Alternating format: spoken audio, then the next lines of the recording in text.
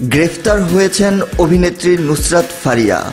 তাকে আজ ঢাকার হযরত শাহজালাল আন্তর্জাতিক বিমানবন্দর থেকে গ্রেফতার করেছে ইমিগ্রেশন পুলিশ।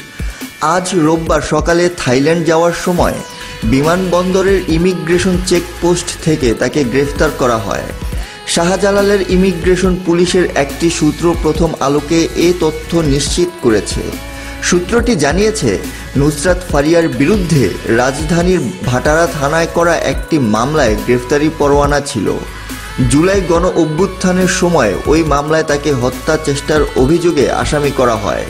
পুলিশের বাড্ডা অঞ্চলের সহকারী কমিশনার শফিকুল ইসলাম প্রথম আলোকে বলেন, নায়িকা নুসরাত ফারিয়াকে গ্রেফতার করা হয়েছে। ভাটারা থানার পুলিশের একটি সূত্র জানায়, গ্রেফতারের পর নুসরাত ফারিয়াকে থানায় আনা হয়েছিল। তবে থানায় তাকে না রেখে পরে ঢাকা মহানগর গোয়েন্দা পুলিশের কার্যালয়ে পাঠিয়ে দেওয়া হয়েছে। উল্লেখ্য, নুসরাত ফারিয়া 2015 সালে চলচ্চিত্রে অভিনয় শুরু করেন। এরপর থেকে তিনি বাংলাদেশ ও ভারতের কয়েকটি সিনেমায় কাজ করেছেন। এছাড়া মডেলিং ও সঞ্চালনায়ও সক্রিয় ছিলেন।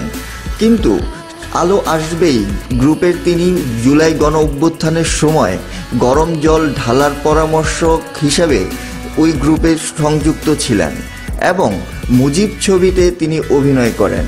ধন্যবাদ সবাইকে সঙ্গে থাকার জন্য।